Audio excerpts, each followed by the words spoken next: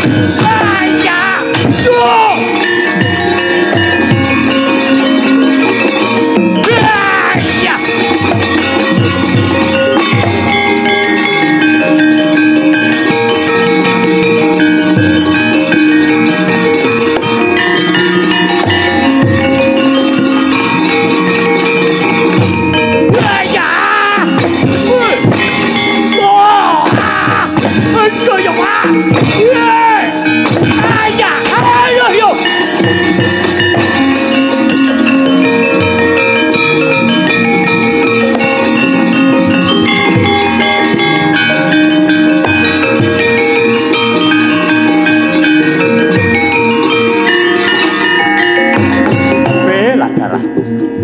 Ini Gatotkaca ngen Gatotkaca eling Gatotkaca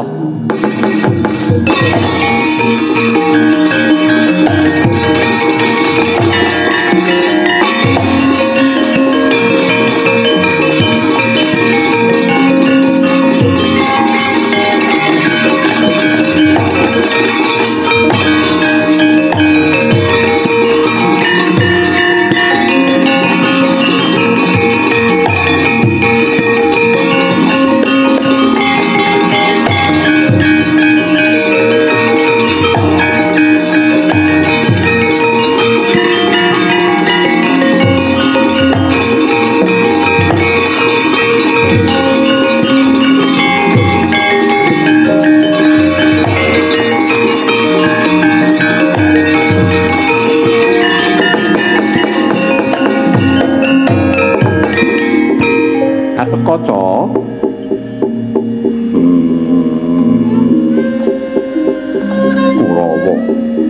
Kurawa kowe kejem kowe wengis kowe bakal tak enteki dina iki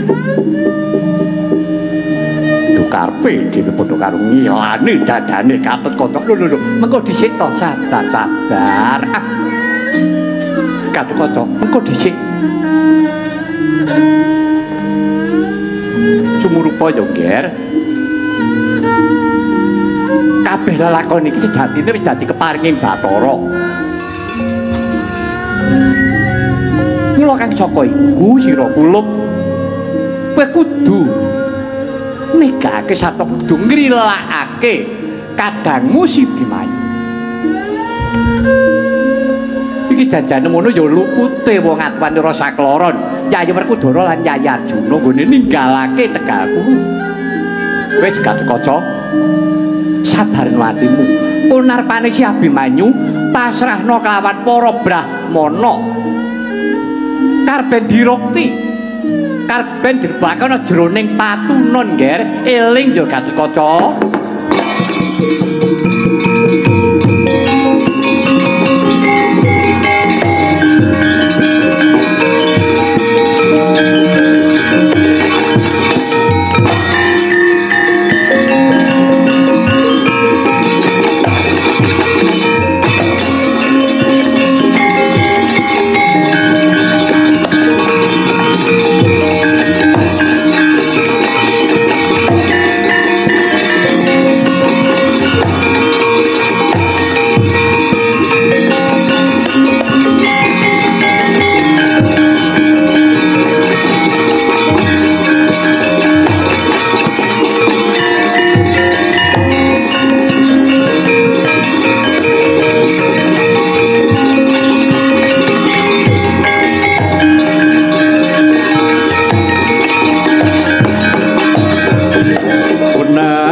dening rudira kawan panggegana bangsu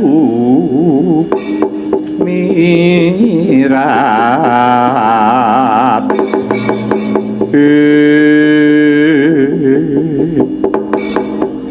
Koko Prabu berkah pangestu paduka Kanjeng Koko Prabu kula saged ungguling ayuda. Wah, Kresna kakangku rasah maido karo aku. Aku bisa ungguling ayuda semateni mungsuhku. Wis ya seneng atimu. Janaka wonten dawuh. Werkudara apa? Kowe ya seneng iso mateni mungsuhmu. Gerdopati Wersaya kuwi mau. musuh mbyeh-mbyeh ngono kuwi meneng kok seneng kuwi lho. Keparengipun Koko Prabu Janaka Werkudara, ibarate kowe iki buruceng kelangan delek. Prarakrasa ta diapusi karo Senopati Ngastina. Kowe kuwi disingkirake ditantang karo mungsuhmu sing ora sepira kadigdayane. Gedhopati persaya nek mungsuh kowe wong sakloron, kowe padha karo mateni kodhok. Nah, sakungkurmu barisaning Pandhawa ngendelong barisaning Pandhawa ringkih diorak-arik karo Pendhita Durna ya gurumu kawat kabeh para Kurawa. Lah nganti putra-putramu pranakan Madukara maju nang madyaning palagan. Ndadekno sumurupmu. Janaka. Iki anakmu Prabakesuma Semitra. Kalebu Abimanyu gugur ana madyaning palagan.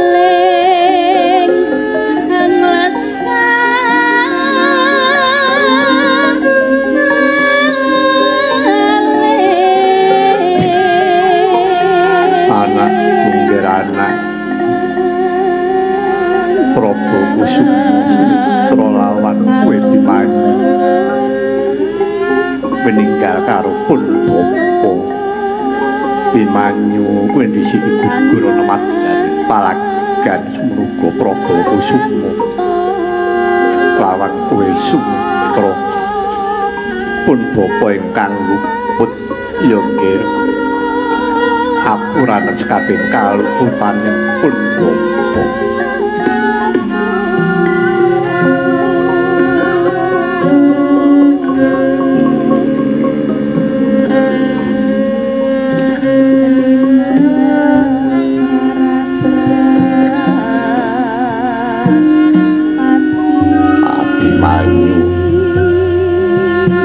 Kalebu anake Werkudara jenenge Abimanyu mergo kuwi anake Bima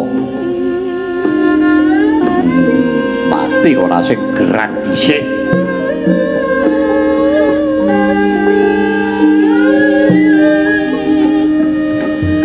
Janaka wis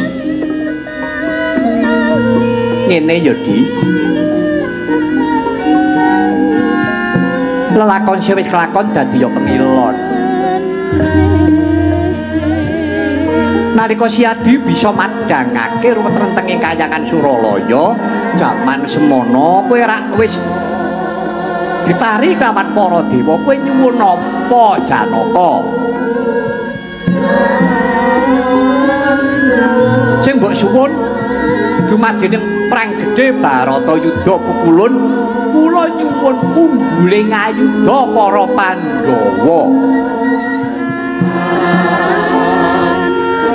Tak yo ngono to kowe? Ayo eling-elingen. Mongko para dewa isih maringi wektu. Kejaba kuwi kowe nyuwun apa meneh yen Janaka? Sampun menika kemawon kula ingkang kula suwun sepisan malih ing benjang Baratayuda Jaya Binangun. Para Pandhawa sakesta ungguling ayuda wetah para Pandhawa. Oh iya. Dewa bakal mituruti. Bareng si Adi ketemu karo pun Kakang ku tak takoni kowe njaluk menanging para Pandhawa lah terus utuhing Pandhawa dijani karo Dewa lah sak banjure aku takon lah anak-anakmu piye kowe lagi kaget lah ya ngono to Janaka oh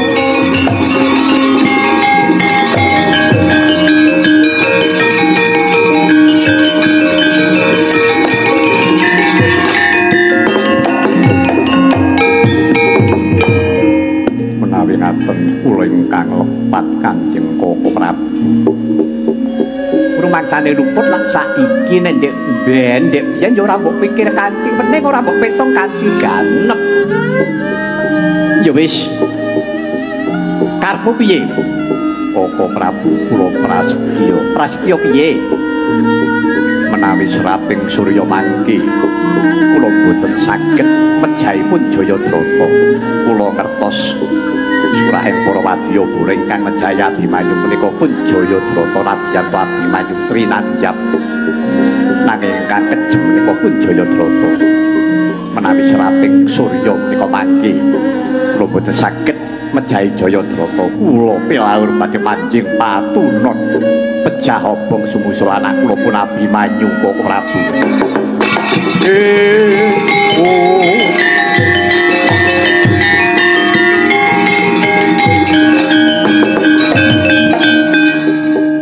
Begini Prasetyo ora nganggo hitung-hitung to.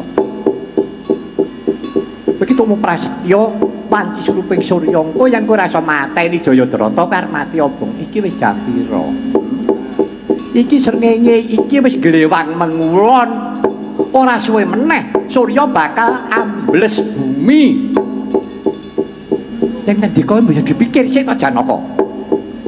Kula borong dumateng paduka Kanjeng Koko Prabu. Lah, rak tenan to. Ra urung ra ya mung teko petak mangsa borong rak ngono to. Ente-entene rak mung pun Kakang.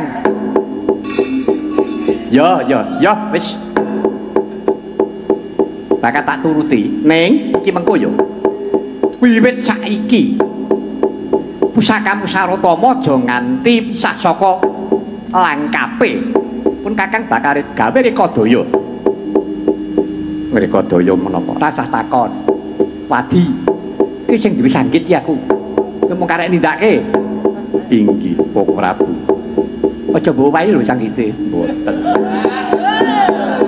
Wis, dina iki ngati-ati. Tatanen atimu. Iki mengko yen toke-toke dela maneh ki engko surup kebrayating Pandhawa supaya takon alok-alok Janaka mati obong. Dereng. Lho iya aku ngerti urung. Nek takon muni Janaka mati obong. Jalaran, ngerti apa ora? Jayadrata iki didelikke. Lek ndelike ana ngendi eneng tengahe pebarisan. Eneng tengah. Ora coba barisan iki pirang ewu. Nek digoleki siji-siji lak ya ora bakal ketemu. Inggih, nek dipancing nganggo lelakon kaya ngono kuwi mangsa ketok Jayadrata. Kundere keparingipun Kanjeng Koko Prabu. Siagakna pusakamu Sarotama.